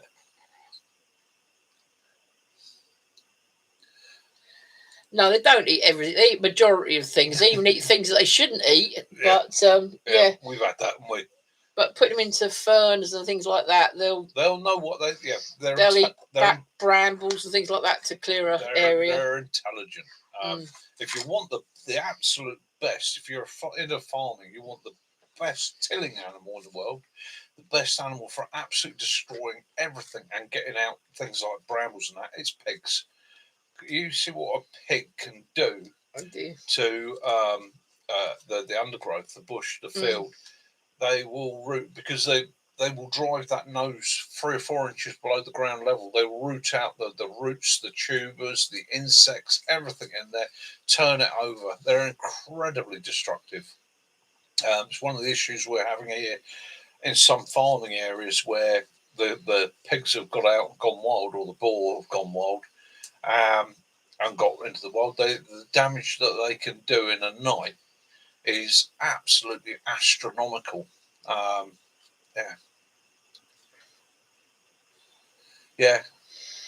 Because someone had shown all these pictures of these holes in the field, and they said, "Oh, perhaps it's foxes." And look at the state of that. No, they're not foxes. That's pigs. Yeah, pigs. You can usually tell when it's pigs because you'll actually see a furrow. You'll see this furrow. It looks like somebody's blown up a mole run. Yeah. It will run for meters and meters and meters, just going along where they've followed whatever they look for. Pigs are great at tidying things up. Yeah. So the only thing they don't really like eating is teeth, isn't it? But they'll pass them through the system. But yeah. Allegedly, Andy. Yes. Allegedly. They're incredible creatures. And again, let's face it, man selected all these species as animals that he could live alongside. He could domesticize. He could keep our pigs, our wild pigs, as would have had in old times, that when the Iron Age and things like that, were the woolly pigs, weren't they? Yeah. They're quite funny. Do you see a hairy pig and they've got curly? John's saying that wild hogs are why they all carry there. Yeah. Yeah, they've got a major problem with pigs out there, I take it. I mean, they can be super aggressive. Yeah, you don't want to get caught between a A sow and sow a piglets. yeah. Incredible animals.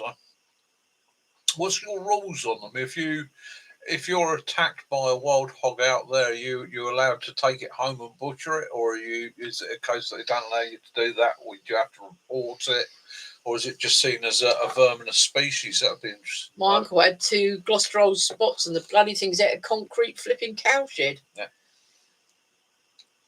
I know when we first started getting them wild in the UK, there was a hell of an issue within the Department of the Environment and the shooting community, because they wanted the shooting community to go and take these things out.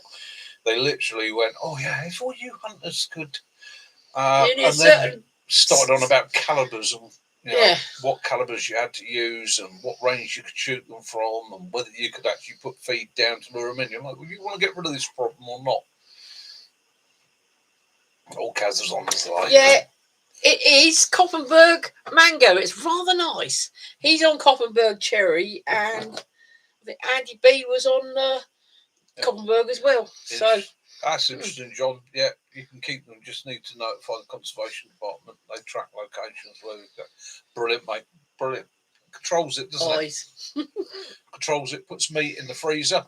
And let's face it, nobody should ever turn down a free bit of pork. No, it's nice to see, because a lot of the ones that they do take out, they put into the local for the local people that are not so well off. Andy, I know it's full of sugar, mate, but as somebody who's no longer allowed to have sweeteners at all, I'm quite happy with the sugar in it. Gives me energy. It's like what are the ones they have in Australia? Ridgebacks, is it Ridgeback? Yeah. Bill just said, I've read that pigs can't look up. Not so sure that's true. Peppa Pig's mum wears high heels.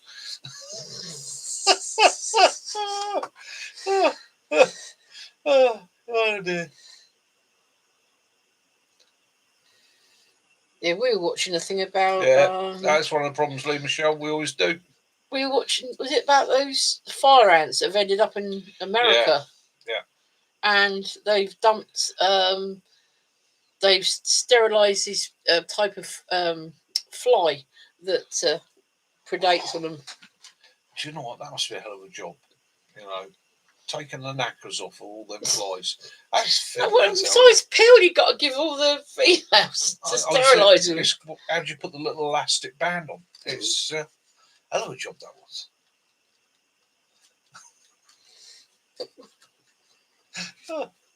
Oh dear, silliness. We like a bit of silliness, don't we, lovely? Yes. Yeah.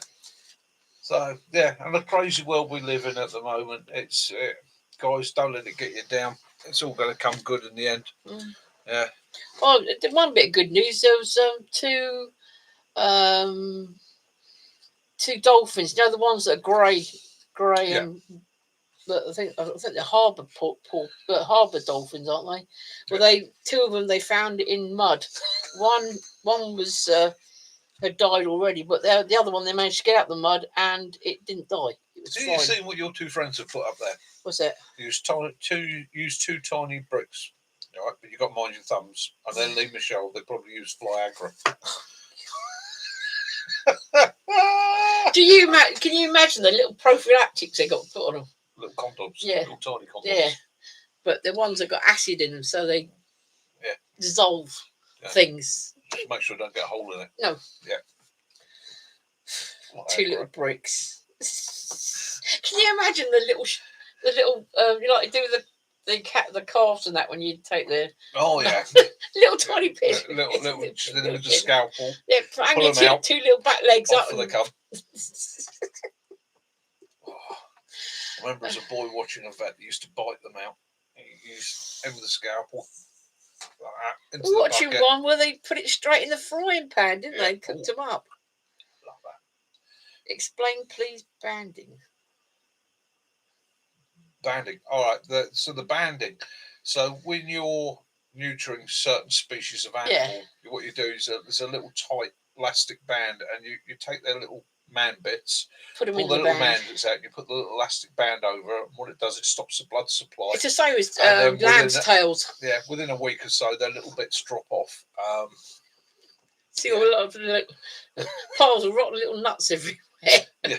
But yeah, it's like lamb's tails. That's what they do. Yeah. They put them on the Put a tail. band on there. Yeah. I don't think you're still allowed to do that now. No, are you? I don't think. Yeah. Two little bricks. All sorts of methods been used over the years. Still, the simplest method is. Yeah, and they'll just see you running around with these two little bricks trying to. The same method for hemorrhoids. What are flies? Flies get hemorrhoids. Oh my dear! All things. Mind you, Can you imagine how tiny the little tube of cream would be? that sounds like that. That explains why that one was making that funny noise and whizzing around on its back the other day. Must have been his hemis were giving him a bit of grief. Oh, that was Fry Killer, yeah, Wally.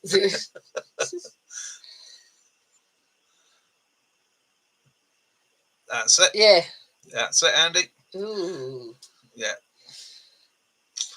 Yeah. Oh.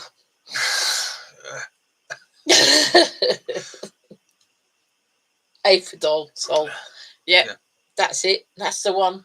Yeah. That bit of soul. Oh, dear. Oh. You come out with your little tray. And his dad kept sheep. That's why he knows about it. Yeah. Yeah, my uncle kept sheep. Yeah. He told us once when we were younger, very young. He said, right, go get the sheep in.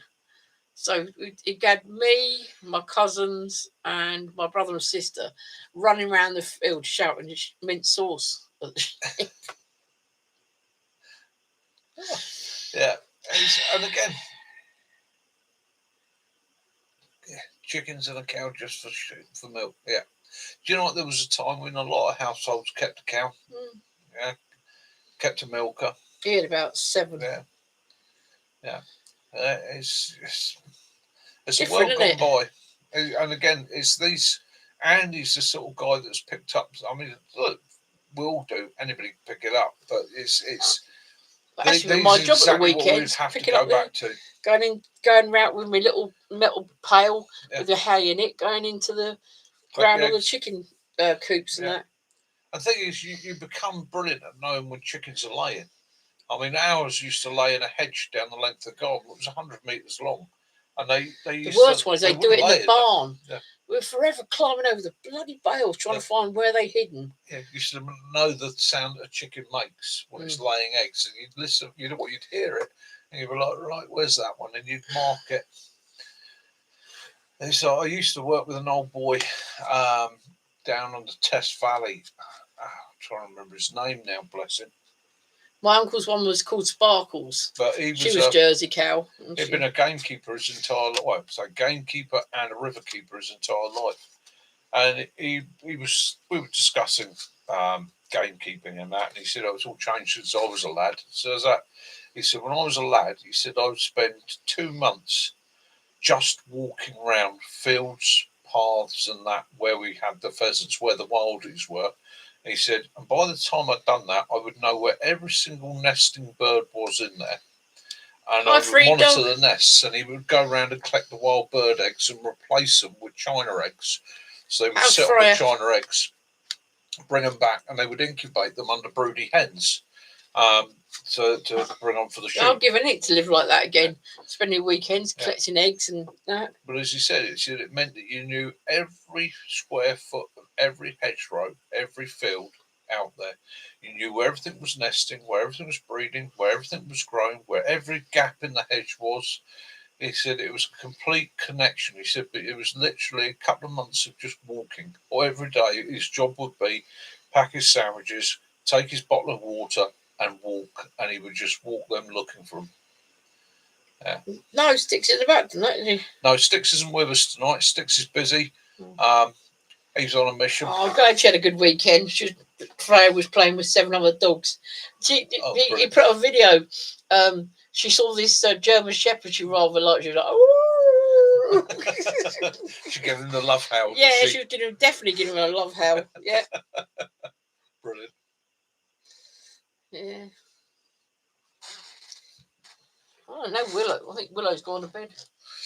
He probably Yeah, monkeys at the top of the stairs. takes commitment, but it's also got, as he was saying to me, he said he wouldn't have had it any other way, because although it was a tough life and a hard life, the connection to the soil, the environment, nature around him, those walks taught him more about nature than almost anything else. Yeah, it's gutting when the old fox gets in and takes your geese and your chickens. And it's there's a contentment in allowing yourself to be back within nature. There is a relaxation and an understanding, knowing your place you can cut nature. You know exactly what the weather was going to do for that day. Yeah. You knew when how to get things in, when something was coming. You know when the blackberries were in, what type, when you're going to have the catkins came out, and there is a when we hand ourselves over to nature, when we stop thinking of ourselves as the apex creature, when we realise we're just part of one big organism, and we open our hearts and minds and our eyes to it, and our other senses as well, sense of smell and hearing for those of you that still got your hearing, your lucky birds. It's an amazing place to be, and it doesn't take long once you accept yourself or release yourself into it for nature to accept you. I've often had people say to me, "Oh, yeah, it's funny how the more they walk in the woods, the more the deer are less spooked by them." Well, is that partly because the deer are getting used to seeing them and know they're not a threat? Is it also part of the fact that they're becoming more attuned to those woods, what's in there? They're learning to walk quieter, breathe a little bit more gently, make less noise.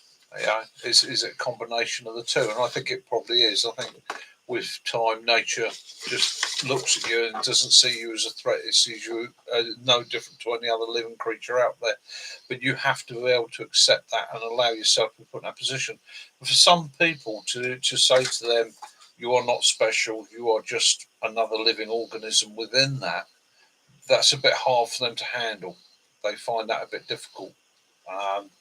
But when you look at all the First Nations and Indigenous peoples in the world that do have to live alongside nature, they have that balance. They have that understanding that I am part of it.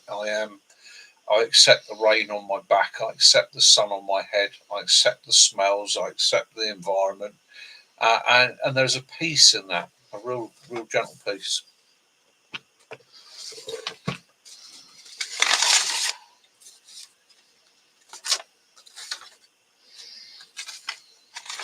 Oh, you've woken up again, have you? Know the wind in your ground and respect nature, walk lightly. Yeah, definitely.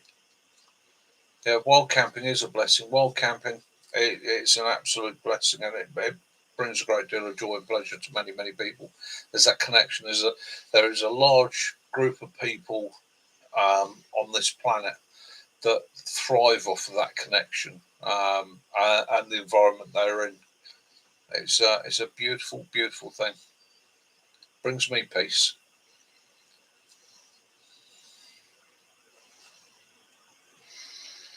Yeah, it is right. You see so many things. It's like when you go fishing. You see so much wildlife because you're just sitting there and you're being quiet, and they're just carrying on their own little way. Yeah, it's like when Owen did all those. He put these trail cams up, and all the deer you were seeing, and the badger, rooting through. Yeah, see more. Yeah, definitely. Walk barefoot. It grounds you, definitely. Oh yeah. Feel the air on your skin. Feel the air temperature change. Feel the direction of the wind.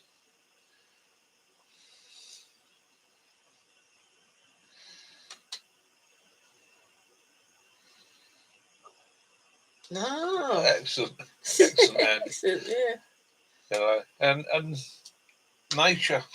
We again, all those people that love it have an utmost respect for it. It's like I was saying the other day. This stuff we get off the trees and that it calms us down, and it's the greens and that calms our soul as well. It's all the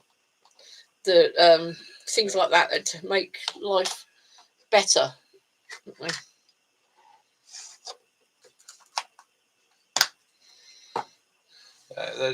There is a twang. What? I went all over my thumb then. Yeah. There's a tranquility. Oh, you wascal, you wabbit, you. Weirdo.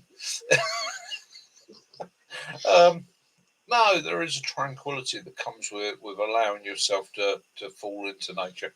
Now, I will say, a very dear and very good friend of mine has absolutely been a cracker this week. He's on a lovely trip around Normandy, having some great adventures, visiting some of the Jonathan memorials, Ross, yeah. seeing some of the countryside and that. So, yeah, I'm looking forward to seeing more, mate. Yeah, he absolutely went brilliant. to Pegasus Bridge yesterday, Yeah. the day before. Yeah, absolutely fantastic. He's been to Juno Beach, Gold, Sword. Yeah. Yeah, absolutely fantastic.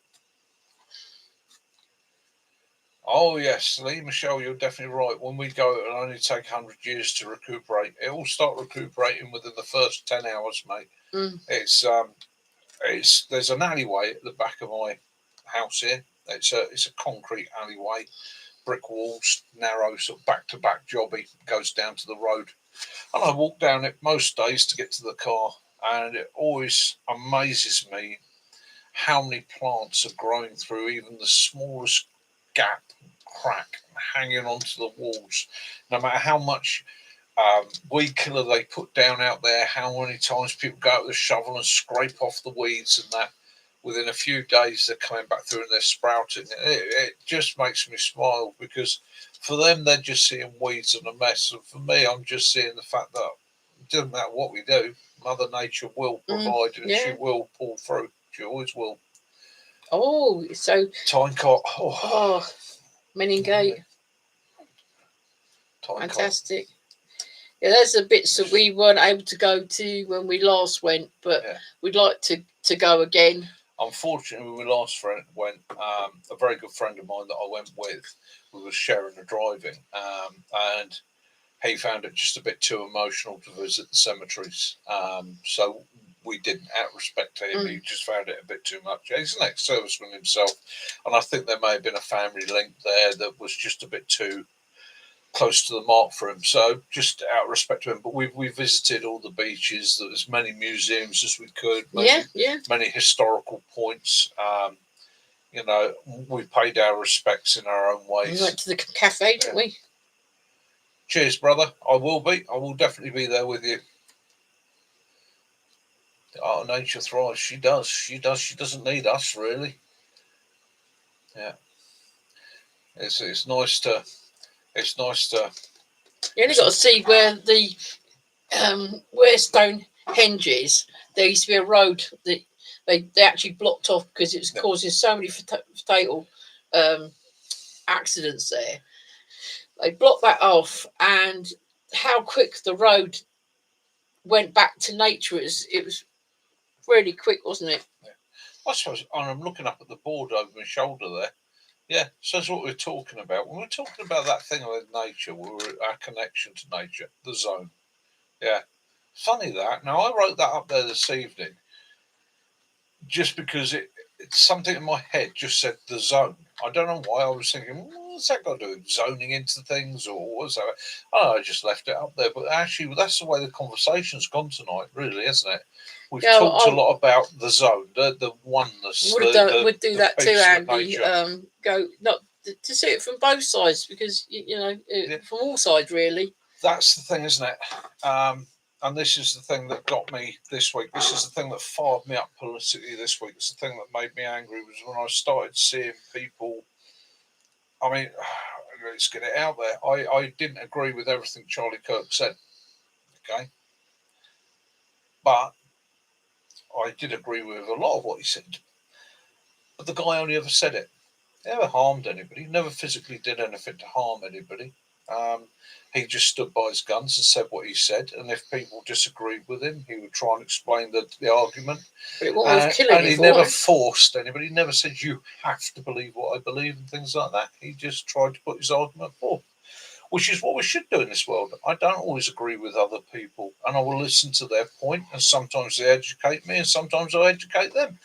That's the way it goes. But to see so many people making stupid comments when a man was taken from this world for no more than his own beliefs. And they can't see the stupidity and the horror of But that, especially when it was done in front of his family. And for people to cheer and clap and all the rest of it. Well, there's only one thing I've got to say to those people is you have no place. But that human. shot, it wasn't a professional shot, was it? Because if that had been a professional It was person, only 300 meters. yeah, it's yeah, it's a terrible thing. It was a terrible thing, and I'm going to leave that there because YouTube doesn't like people talking about it, and I'll get myself shut down or get into trouble or get arrested. But that's it. Disagree. Yeah, exactly that, and that's the secret in this life, isn't it? If somebody's got a different point of view to you, listen them out. Listen them out. They might. The amount of times in my life somebody said, "No, I think you're wrong, Mick," and we've sat and discussed it, and I've actually turned around at the end of it, gone, "Do you know what? You opened my eyes to that. Cheers. I never really looked at it from that point of view." So I could never understand. I've sat there and walked away and gone, "I don't agree with you, but I will fight tooth and nail for your right to believe what you want to believe." I don't like baby pink. I can't understand why women go mad to go wearing baby pink, but that's my opinion. I don't know why people laugh at my willy every time I go for an examination, but you know, I just respect their right to laugh at it. It's the pointing at it that makes me annoyed, and the magnifying glass is a little bit hurtful.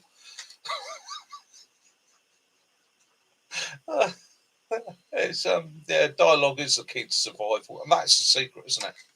Keep talking, keep sharing, keep understanding, keep love in your heart, keep hope in your heart. Try not to be negative. Try to look for the balance. I suppose, and if you want to know politically, I suppose I'm central. I'm neither left nor right. I try and find a balance in all things. It's a balls in the middle. Nature in the life. It is the balance. Just find that central line where everything works.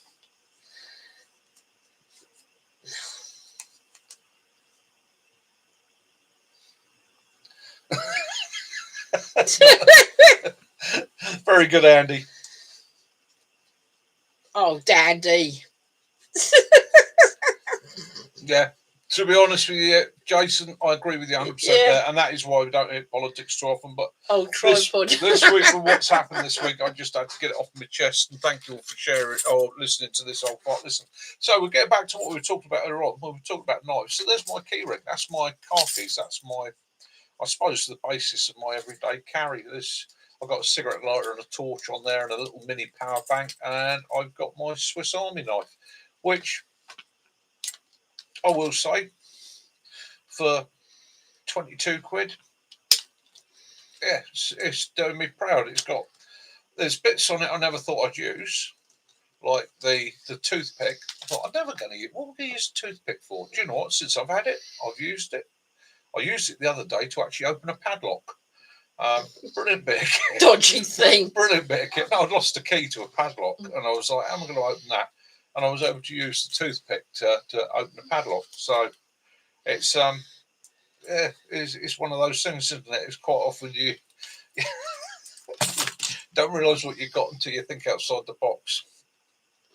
The only thing on there that I think the most amazing thing on there that I use probably the most, believe it or not, it's quite when I first got the knife, I was like, what's to use that for? Is that hook.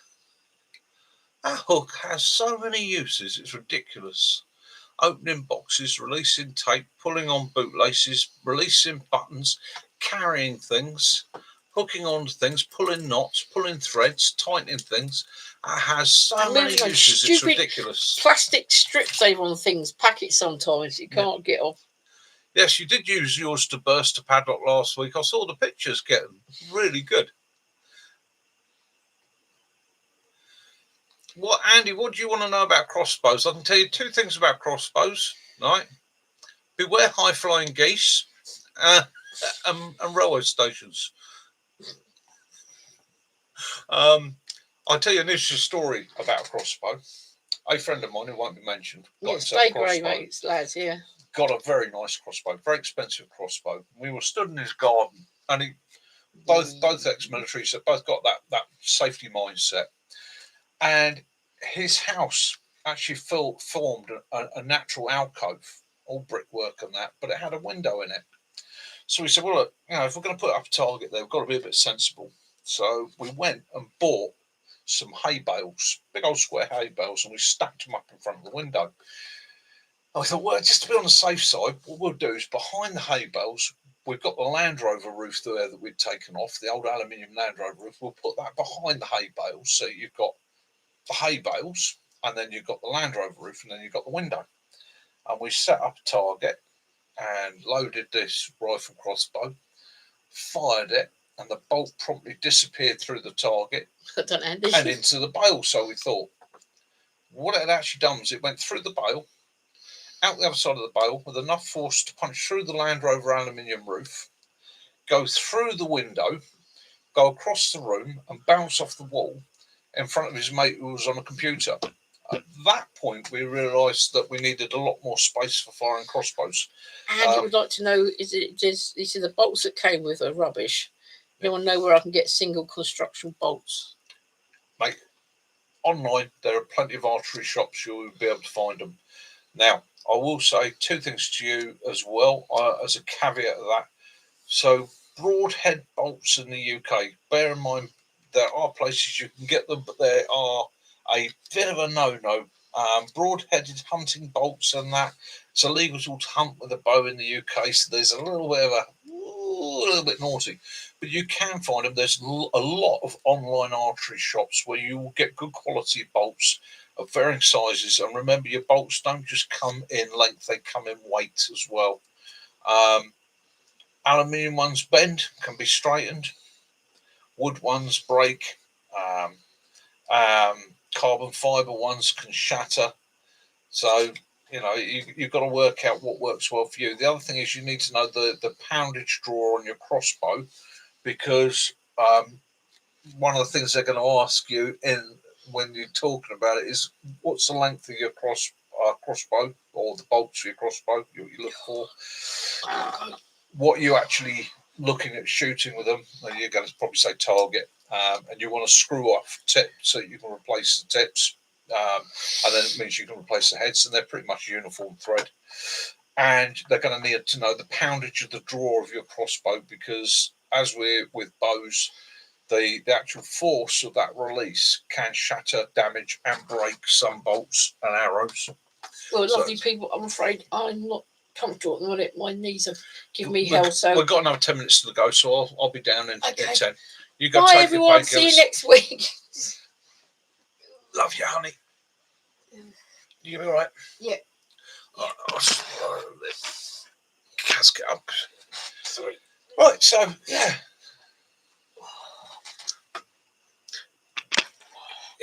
Yeah, Andy, when you're buying your bolts, don't tell them you're buying bolts for home defence. They don't like that. Get really quite twitchy about it.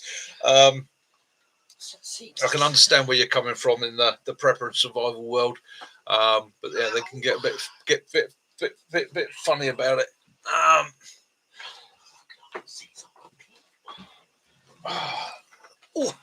put that there. Get myself centralised. Oh, yeah. So, yeah, it's for home defence.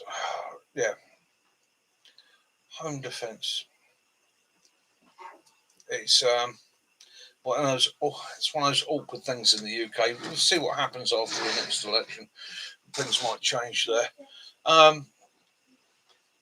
Personally, I think it's the right of every man to defend his castle, protect his family, protect his hard-earned bits and pieces. I would do everything I could to protect mine and what I own. Kitten, yeah, I agree with you. Won't be long. Cannon wash spray by door. There's nothing. If any of you have got dogs, I was have a look at canine defence spray in the UK. It's not illegal to have canine defence spray to protect your dog from other dogs. It's a capsicum based spray. It is a pepper spray, but it's only for protection from dogs. or if you work in an industry where you think you may be attacked by a dog, you can have it to protect yourself. So, if you're a postman or if you're somebody that's really, really scared of dogs, as long as it's only carried for the use against dogs, it's not illegal. Have a look. It's quite interesting. You can even go on the websites, look it up there, and check the legality for yourself. But again, I must reiterate, it's only for protection against dogs. Okay, if you're not to squirt people with it.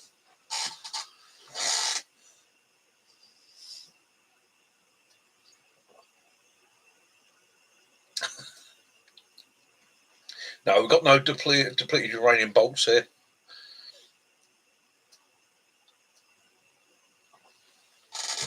Yeah, wash spray. That keeps out nasty things. In fact,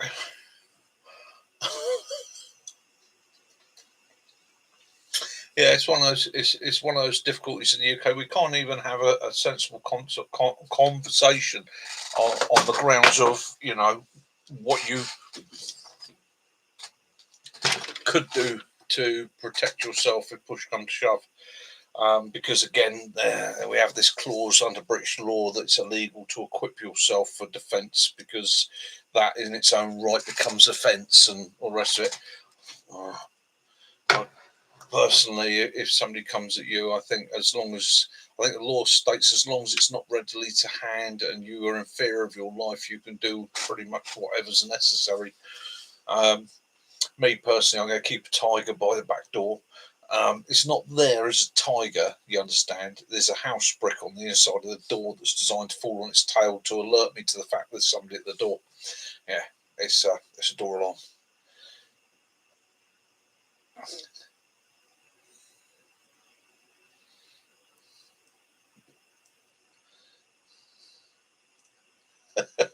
Yeah, it's one of those things, isn't it?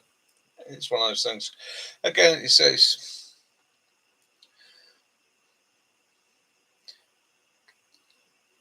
yeah, I think you just be sensible about it. Think about it. It's that whole thing. It's a sad world that we have to. That people are concerned enough that they want to be able to protect themselves. It's a sad thing. I have to be careful, guys, because YouTube's always listening, and in the other side of the coin, so's the government. And there's always somebody out there that will watch this and go, I don't know what he's saying. It's upsetting me and it's offending me. Well, we're just trying to have a sensible conversation. Yeah, it's a draft excluder.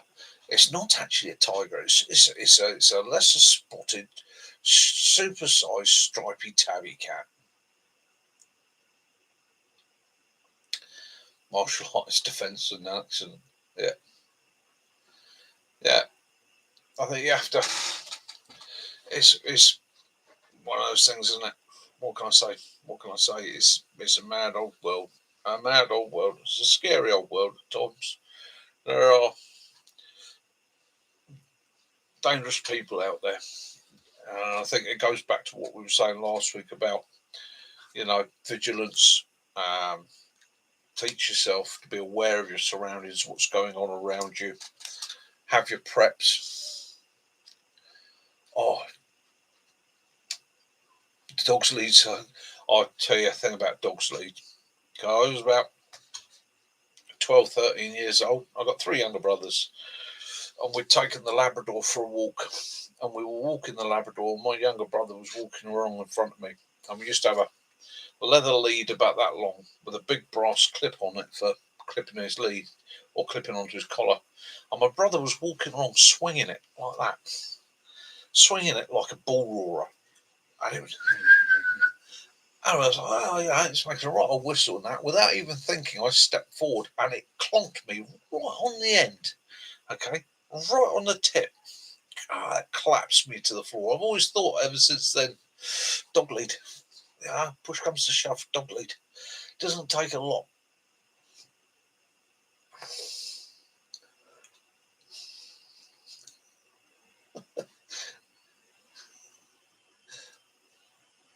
Yeah, you're not paranoid if they're listening. They're always listening, mate.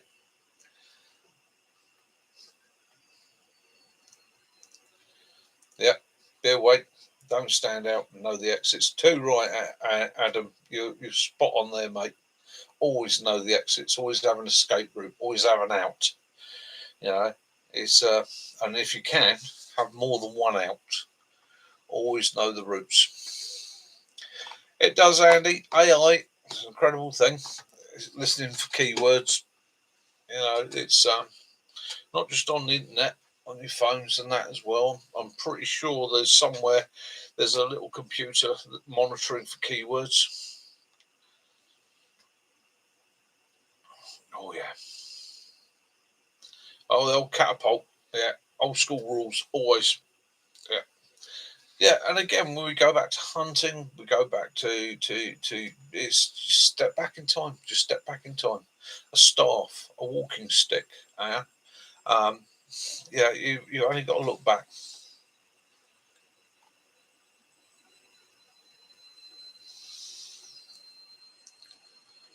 Yeah, certainly does. Certainly does. Yeah. So yeah, I tend to think that what you got to do is in all these situations, just look back a little bit, be a bit practical, know what your laws and your rules, your regulations are, know what your standards are. Yeah.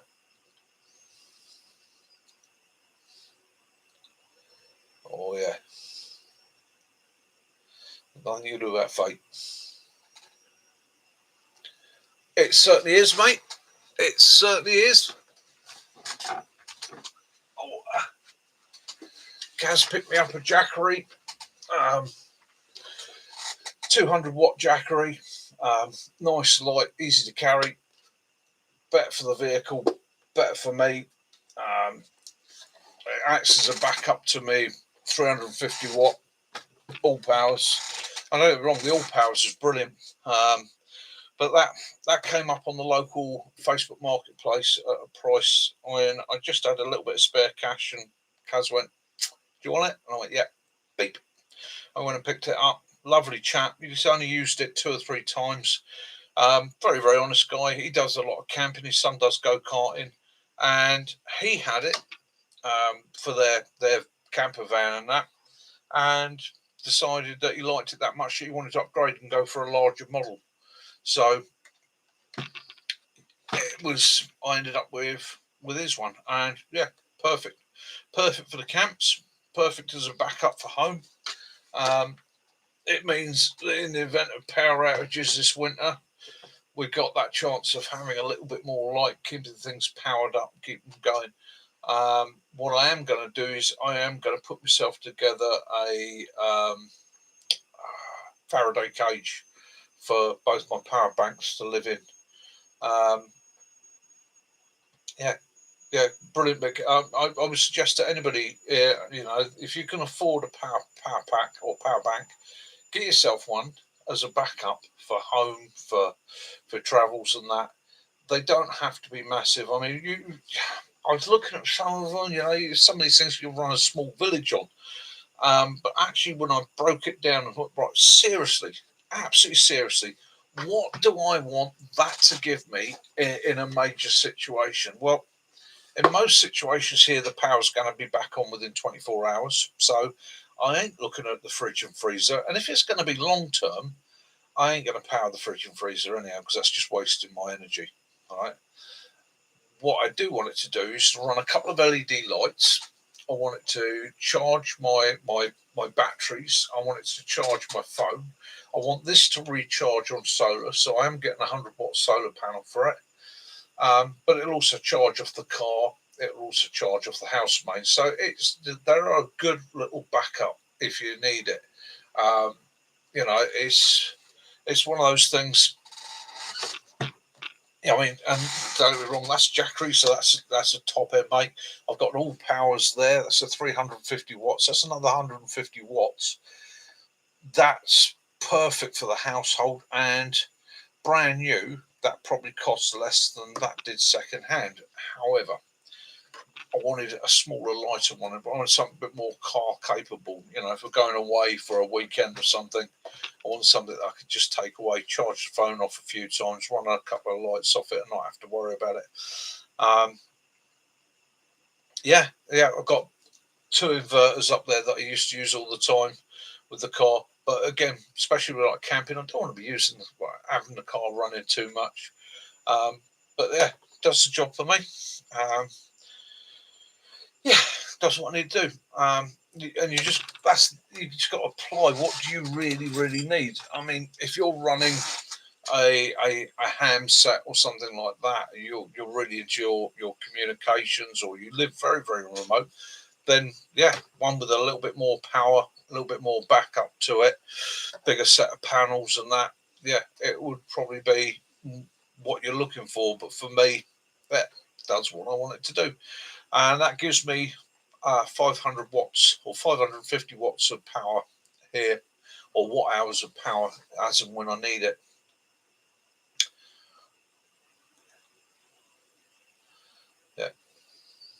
Yeah, they're well worth the investment. It's yeah, I would recommend to anybody, if you're seriously into your prepping and you can afford to get yourself a power bank, get yourself a power bank. You know, again, you can go to drop down the sizes as well, even down to yeah. Oh,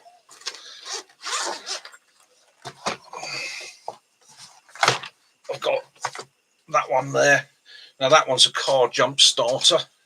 Okay, so that will jump start my car. It will jump start my car something stupid like 30 times. But it also has USB output, so I can use that to charge my phones, charge equipment on it. Makes it even smaller, lighter system. And again, it then becomes a multiplier, doesn't it? Because there's 350 watts in the big ones. I've got the small one as well. So if I'm going mobile and I need to leave Kaz with some power, I can do. I need to start the vehicle. I mean, winter months, that lives pretty much in a bag on the side, and every time I go out to the vehicle, I take it with me. Not just for me, but for other people as well. You know, how many times you've been sat somewhere and some poor bugger's got a flat battery, and you think, if I'd have said jump lead to run a power pack, I could at least get him started and he could get home.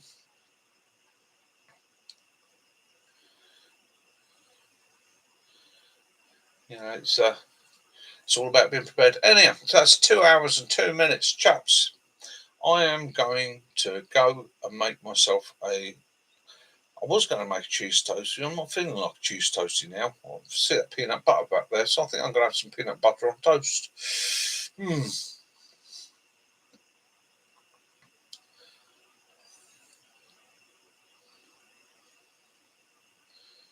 Mine's too big for my sleep mask bag.